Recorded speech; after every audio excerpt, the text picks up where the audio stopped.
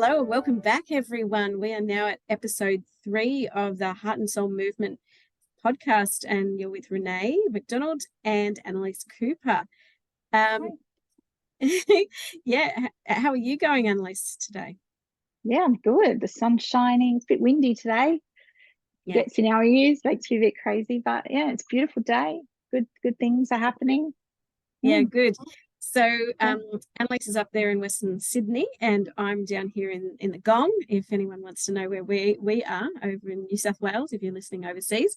And yeah, so I guess today we've decided we're going to talk, the two of us, because we're therapists and because we can, around some specific topics. And I thought I'd choose empathy because I feel like out in the community at the moment, that empathy is really problematic and has been since the pandemic. There's been a lot of kind of interesting problems that I've come across with my clients, and just wondering, why is there no empathy of people around them? So I wanted to bring this in as as a theme. So we're going to be talking about empathy versus sympathy. We're also going to be talking about compassion, what that actually is, what it looks like, and what can humans do about that. And that's almost like one of the passion projects of Heart and Soul Movement in the first place is, what that is, and then what that means, and then what we might do about it, and what we all might be able to do about it. So I'm just kind of wondering if you've got anything to add there, Anneliese, about what we're going to talk about. Yes, I think things are crazy, right? Out in the big world, we're not seeing really empathy, and it's a bit heartbreaking, right? It's a bit sad. Mostly maybe the people that we come across might be couples that we're not seeing empathy between one person and another person. And well, that's where I'm seeing it as well. But what is empathy to different people? And you can empathize with somebody and still not agree with them, still not agree with their point of view or their feeling or their emotion around something. And I think that is also quite interesting to sort of ponder and think about, right? Because everyone's different, and we're allowed to have different feelings and different points of view and different thoughts about it. So I think that's sort of where it comes in, and maybe a little bit alarming that it's mostly amongst couples. And maybe alarming and interesting at the same time, seeing those differences. Yeah. Okay. Yeah. And I'm hearing you on a whole other level, because I feel like I need to spill a few beans, because even therapists seek their own therapy, and sometimes even therapists have issues of themselves in their own relationships, and that's okay too. And so myself and my husband have been recently seeking couples therapy, and in the end I had to sever the couples therapy relationship because I didn't actually feel like the couples therapist had empathy for me and my position in the world. And so that was also very interesting to experience, because and I think that's the reason for this conversation in the first place, because it's not just the average person who's lacking empathy. I'm finding even some of the professional helpers are lacking empathy. So I'll just give you an example. It's us too. Yeah. Absolutely. And it's giving an example of that is that sometimes we can think we have empathy when we actually don't. And I found the therapist had apathy for me, not empathy, because empathy is actually putting yourself in the other person's shoes. And it was like she couldn't put herself in my shoes. And I know you would understand this, Anneliese, like where we are actually at a stage where it's really hard to parent. And we were talking about parenting issues. And, I got a bit angry and hot under the collar, and we all get angry. But it's almost like it's not okay for a woman to get angry. It's not, it's okay for a guy to get angry, but it's not okay for a woman, but it's okay for a woman to get sad. So let's just stay sad, so. Right. Yeah. So interesting there. So isn't this like, it's kind of like these stereotypes even come in when we're doing therapy or experiencing or receiving therapy too. So these are kinds of the things I guess to ponder on today. Do you have anything to add around like your experience either of therapy or of giving therapy around this kind of stuff?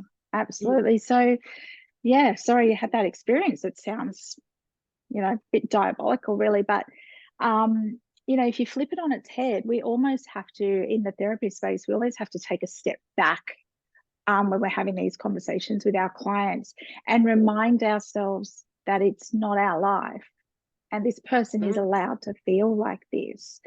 I find this particularly, if you're doing a session with somebody and they get upset and they need a second, right? It's not okay for me to push them and go, no, that's not okay. They need that second. They're allowed to get up, go for a walk, get a drink, maybe go to the bathroom, calm themselves down. They're allowed to come back to me. And it's almost like we need to flip that sometimes, turn it on its head and realize that person's feeling is nothing to do with me. In fact, that's where the compassion then comes in, because the compassion is an action. So when we take on the person's feeling after we're feeling very empathetic for them, I can understand why this person is feeling XYZ. The compassion then comes in, and then we're allowed to take our own feelings on board and go, okay, now I'm feeling this for this person. And compassion is an action. So now how do I assist? How do I support? How do I take that on board and use that feeling to help this person? Exactly. That is the difference. And sometimes therapy doesn't work out, and that's the beauty of this podcast for everybody to listen into. Sometimes therapy doesn't work out, and it's okay. And all of us are not going to get along well with our therapist or our coach, and just choose another one. It's not a personal problem of yours or of the therapist. But if the therapist calls you names or says you're in the wrong, actually they are. And so there cannot be any name calling. There cannot be any name calling on both sides. Interesting. Interesting, Renee. Very, very interesting on this. So, and sorry, go. Because you mentioned parenting and not everyone's parents, but we, of course, you and I are, just for the people out there, but even if you're a non-parent or you're a fur baby, you've got fur babies or whatever the deal is, you still are allowed to feel empathy for those people that are going through whatever they're going through. And raising kids right now is tough. It's really tough. All array of different things going on, and people are coming to us, right, with, they might be coming for therapy for themselves or as a couple, but they've got kids, and that sort of does come into it. And it's very fine line, and judging people how they parent and their thoughts behind that. It's a very tricky line, I feel. Absolutely. I do sometimes when people come to me with their things around parenting, I do sometimes share my own experiences, in increments, and of course it's relevant to what they're going through, and I think it helps people. It shows that I'm being very empathetic for them, but it's not so I can go, well, I've had that too. It's not like that, but it's like it almost shows them like this is real, and we all do this on a different sort of a level, and it changes from day to day. So that's where the empathy comes in with that. So absolutely. Very interesting. And you have 3, I only have 2. So it's a challenge. And I mean, just all that kind of stuff. It's also about, empathy is always for another person, but it's not necessarily where we have to do the work for them. That's even the compassion piece might push us to do something, but it shouldn't be to do everything for that person. If we're starting to do everything for that person, we're sympathizing and even taking away the tasks that they might need to do to heal Yes. themselves. So that's Yes. there's a fine line, and that's the kind of thing that you learn in counselling school, but also, you know, if you work as a coach too. So if anyone's listening back who are those people, you know, these are the kinds of things we have to regularly think about, and it's very nuanced. And so when your client says, I didn't feel like you empathized with me, you should actually listen, because maybe you might not, you might only have a small window into their world. Yeah. Yeah. And I've been quite surprised. There's been situations recently where I've had providers argue with my clients. I've had weird situations going on. This is why I feel like this is probably going to be a conversation we're going to have to continuously have in this podcast, because the Heart and Soul Movement podcast is all about feelings, empathy, compassion, not sympathy. Because we usually have sympathy when we might feel sorry for someone if they lose a loved one or that kind of thing. That's what a sympathy card, or, you know, buying the flowers or whatever, because we can't put ourselves in that person's shoes. But even if you go into a grief counselor's office and you know, if you're bereaved from a loss, you generally are there to work through it. Your counselor doesn't have to have gone through what you've gone through, and that's the tricky thing. But over the years, I've had some clients ask me, you know, have you been through a loss yourself? So I'm going to say yes to that. But if you're a therapist and you haven't, that's not necessarily something you have to answer. But the problem is, the client might actually need to know that if there's been significant losses in the client's life. So it really depends on, you might not be able to go as deep with your empathy. And I guess what I also wanted to mention in this podcast today, I love Dan Goleman's work, the guy who wrote Emotional Intelligence. And he's come out subsequently around 3 levels of empathy. And most people only get to level 1. And I guess that was my argument with the therapist recently. It's like she was at level 1. She thought she knew how it was to be me. That's cognitive empathy. Yeah. Emotional empathy is when you kind of feel it. That's where you get your compassion fatigue or your vicarious trauma, if you're feeling it and not doing anything with it. But then there's compassionate empathy, where you actually want to do something about it, but you're not going to do it for your client or for the other person. So this is whether you're a lay person or a therapist, you're not going to do the work for them. But you actually want to do something in action to support the other person. So that's the kind of distinction. What do you think about those from Dan Goleman's work? Yes, I think the emotional intelligence is quite, you know, that's interesting. I have been sort of researching a little bit of that in my spare time.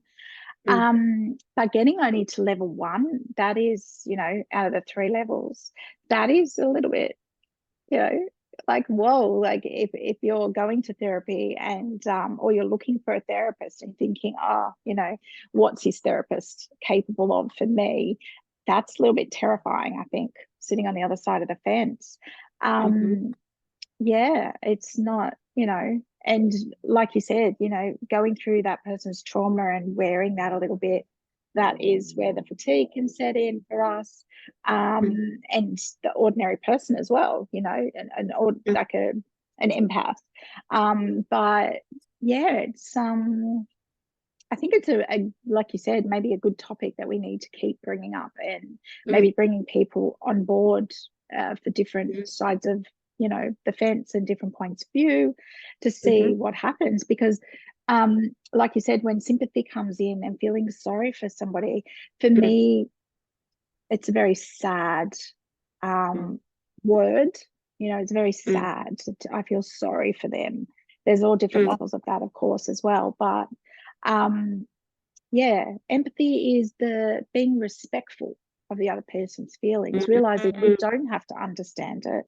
Like you were talking about your therapist, she doesn't have to understand how you're feeling. She doesn't have to understand it, but she has to be respectful of that feeling that you're having, because feelings are real. We can't, it's not something that we can normally just turn off and on, right? A feeling is a Yeah. feeling. It's not an action. You know, we can control our actions, we can control our words, but we can't control our feelings. And, you know, maybe this is something that fellow therapists have to do a little bit of deep soul searching of themselves to Exactly. see it, right? And I guess I want to say too, like, we don't always get it right either, right? We don't always get that feeling right. We can have something else going on in our life that can be sort of shadowing over that, and we need to be aware of that as well. And if we have got something going on in our life, you know, it's probably not a good idea to see somebody that is you know, suffering a particular trauma if we've just experienced that too, or a particular loss. Maybe that's time where we need to block out our diary and go, okay, I need a few days to work on myself right now so I can be the best for my clients, so I don't project that feeling on them, and so that empathy has a chance to turn into compassion, so then we have the drive to help this person and support them properly. Absolutely. Yeah. I like what you're bringing in there too, because I'm big on that, and I take breaks. And even, I know you know this, Anneliese, we've recently hired an au pair because I've had a sick child. There's been all these kinds of things happen. But, you know, my window of tolerance has been very slim. And so it's then I'm just, you know, being real about this, because I think it's important that listeners hear this, that we all go through things, therapists or not, and that then you need to seek support, help, support, whatever you need. It could be a therapist, or it could be like, you know, creative solution, like in our case, an au pair, because, you know, I've got a lot of responsibilities, and the important thing is we need to weigh up all of our responsibilities with, you know, looking after ourselves, with looking after our children. If you've got them, you might end up needing to come up with a creative solution to have some self-compassion. Yeah, that's an interesting one, right? Finding that solution to have that self-compassion and going, okay, this is what I'm feeling, and how do I support myself through this? Whether it's taking a day off, or going to the beach and reading a book, or, you know, whatever you need to do. Which is interesting, right? Because we forget about that. You know, we forget about that a lot. Absolutely. So yeah, absolutely. So something else I wanted to bring in, and you know, this is kind of a little bit obtuse, but I think it's relevant to this stuff. So is just so happened to decide to wear this blue top today, and I wanted to talk about it to the audience. Even though some of you will be listening, some of you will be watching on YouTube, but this blue top that I'm wearing, sometimes it comes up and looks purple, but it's actually almost like a royal blue. Depends on the lighting that you can see this in, or whether you can't see it. So anyway, it's a royal blue top, and I was choosing this top today. I felt like it came to me that I needed to wear it, and I wore this top to my girlfriend's funeral that I talk about in my book, and so, and you know, I guess I wanted to bring this in, that there's lots of different things that you can do if you've lost a loved one. This is for, you know, because I do work a lot with grief. If you've lost a loved one, it's like how to bring them close to your heart. So, you know, this top just reminds me of her. So I'm just wondering if you have any things like that, of any people either you've lost, or situations you've had that you might have certain little rituals or things that you might do. Yeah, that's so interesting. Let me think about that. You've sort of popped that on me, Renee. I know, right? What do I have? Yeah, what do I have? Oh, I do have a scarf from my grandmother. That you know, it probably needs a good repair at the moment because it's very, very old. Something that I believe she brought it over from Germany. So yeah, and unfortunately right now it doesn't smell of her anymore. It still had her sort of scent on it. But some of it is threadbare, but I do wear that sometimes, just to feel close and, you know, maybe reminisce a little bit. Yeah. Mm-hmm. Interesting. Yeah. Yeah. Well, I'm not sure about that. That's a really tough question, actually. Right? So, Yeah. so this is about self-compassion for our own grief or loss experiences. Mm, You know, and in my case, I also, if anyone can see this, it's like a little yeah. a dragonfly. That's my grandma that I wear every day. So one of the last things that happened when she passed, she had a dragonfly fly in the room, and my husband bought me this to, to be close to her. So yeah, so I guess it's just a really interesting thing to think about, everyone, if you're listening. How are you connected to your loved ones if they're passed, or what do you do to make yourself feel better about like a negative situation that you might be experiencing? And maybe remember the positives, um, rather than the fact that they're not here with us anymore. Remembering the nice things and the joy, bringing the joy back, right? Absolutely, Mm, absolutely. That's the point. Mm. yeah, Yeah. So yeah. uh, you know, based on our conversation today, just kind of wondering if what else would you add in around the empathy, compassion, and sympathy piece? Mm, yeah, okay. Well, I think, like I said, empathy is the ability to understand how Mm, somebody's feeling. So mm, I don't really know, what I've said. Understanding the emotions and the situation is one thing, but being respectful of that person's mm, feelings, and reminding ourselves, like I said, that we sometimes do need to take a step back and realize that this isn't our feeling. It's got nothing mm, to do with us. It's their feeling. mm, But mm, we should be able to empathize with them and understand it. mm, Um, you know, Compassion for me is an action. It's an actioning thing. So, feeling very compassionate um, about it, and, you know, letting my feelings then come in about the situation. mm, Um, but then, when we go into that sympathy part, feeling sorry for somebody, mm, um, it almost lacks empathy, right? mm. That sympathy part. It's almost like it's Yeah. ripped out of it. And yeah, I don't know. Do you think that there can be compassion behind sympathy? No. And in fact, I've Mm. actually written some work about that. On Mm. that note, Yeah. and yeah, for the listeners, I've come up, and you might even be interested on my Instagram profile.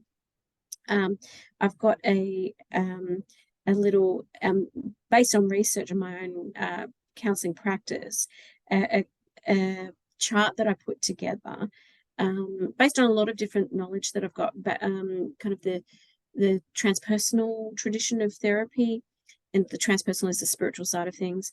Then it's also um, the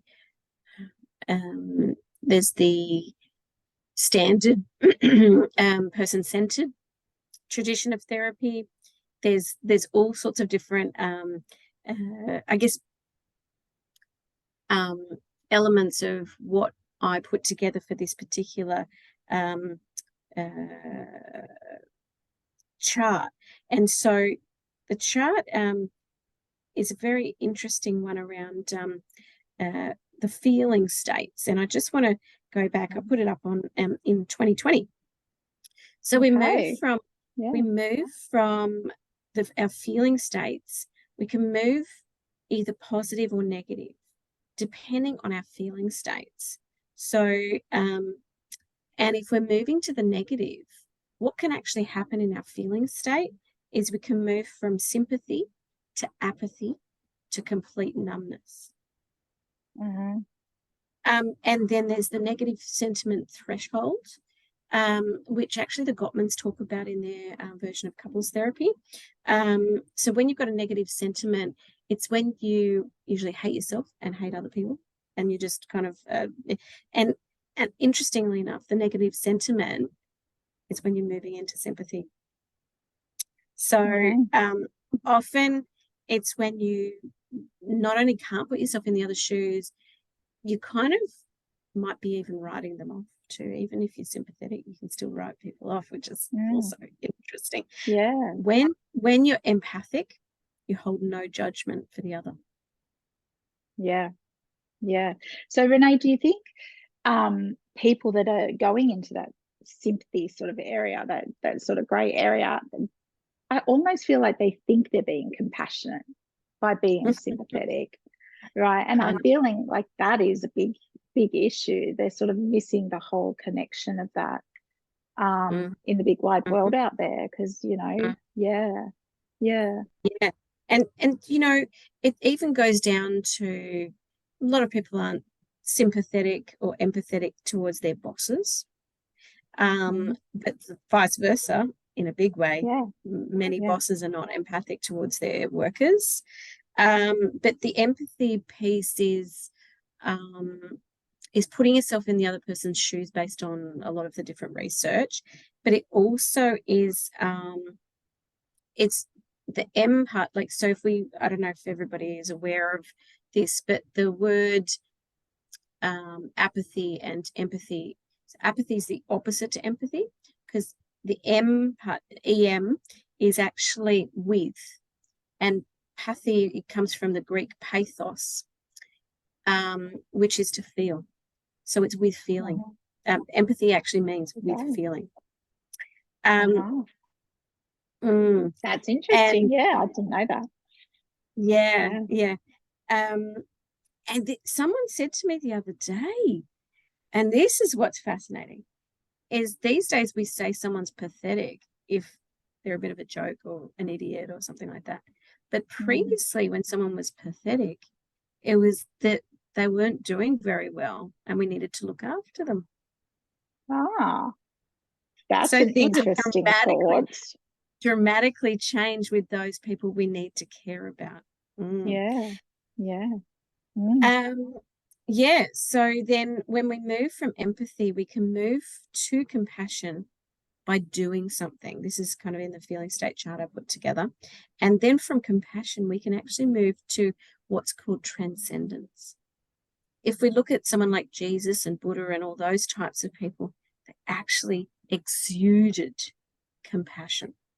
It's not just merely they had empathy, they had compassion, and then they were able to heal others.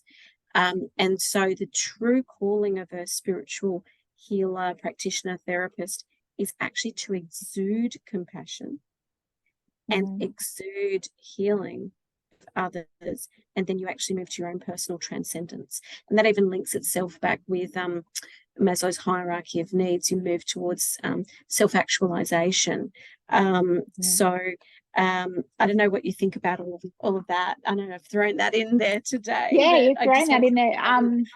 It's quite a big concept, right? Thinking about Jesus and Buddha and the gods, right? As exuding that compassion.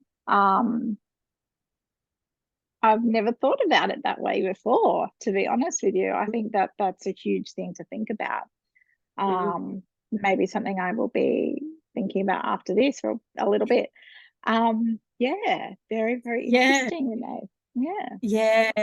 And it's something I ponder on, because it's actually what's lacking in our society is this, is like compassion, and actually other people exuding compassion.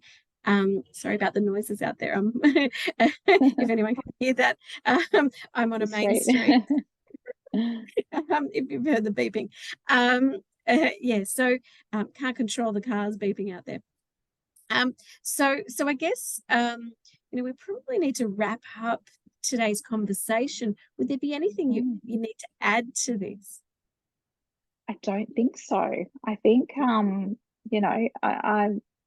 sort of worked out in my head, because I love it when you say, hey, like, we're going to talk about this, and I'm like, okay, and then it gets the cogs going again, and of course we studied this when we were studying, but it's nice. I had a little flashback last night when I was thinking about it, because it's nice to bring up those learnings again. And one thing I guess I did realize, that I'm really quite clear on how I feel about it, which is quite interesting. Yeah. So I'm quite firm on how I'm feeling about the empathy to the compassion to the sympathy, and which is something nice for me to realize about myself. Yeah. Yeah. But the other thing I wanted to leave people with is a thought. So thank you for all that, because that's amazing too, like on so many levels. The other thing I wanted to leave people with is the concept that sympathy is what happens to people over there. Those people over there have had the loss of their mother, father, partner, brother, sister, whoever, child. Sympathy is happening to those people over there. Empathy is what happens in here, between and connecting. And the heart math group talks about heart resonance. You have heart resonance with someone when you have empathy. If you don't have heart resonance, you don't have empathy, and you can't even gain compassion. We need to be connecting on a heart resonance level with other humans. So I just wanted to kind of leave everyone with that kind of thought. And that's the whole point of Heart and Soul Movement. Very much so. And is that empathy that keeps our clients coming back to us? Yes. Particularly maybe those clients that you see for a series of sessions, and you never hear from them again, and then a year or 6 months later they pop up and go, hey, I need you. Yes. Is that the empathy that keeps them coming back, because they feel that from us? Yes. Very interesting. Exactly. And we can feel it online like this, even though people say, oh no, it's better in person. Yeah, sure. But actually heart resonance has now been proven through the Heart Math Institute. You don't need to be in the same room. You can actually cross the other side of the world, so you can still have empathy in online space. Yes.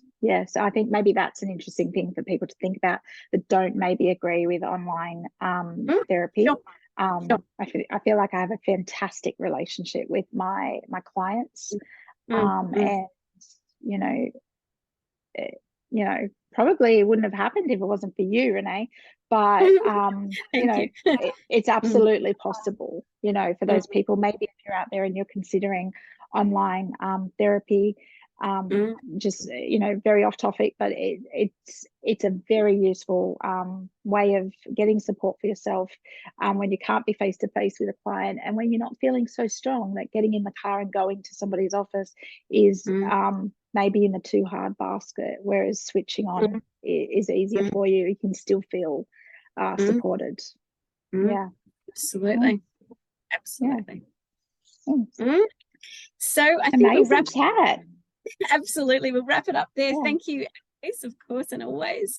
And it's amazing always working with you. I feel like there's a good synergy here. And next time we will be talking to another guest. We're going to kind of have different guests along the way. Not every session will we have a guest, but sometimes it will be like almost this week, what I'm really noticing in the world we need. So I feel like that's what I wanted to bring today, and I feel like Anneliese was very much on board with this one, which is great. Absolutely. Maybe Anneliese, I can pop it over to you, and maybe you can think about a topic we can talk about later after our guest next time. Amazing. And I think if there's anybody listening that would like to hear something, let us know, because we can arrange that, and we're happy to bring those topics to you. Renée, I feel like you also need to mention your Instagram, because you were talking about it before, so somebody needs to jump on and see what you were looking at.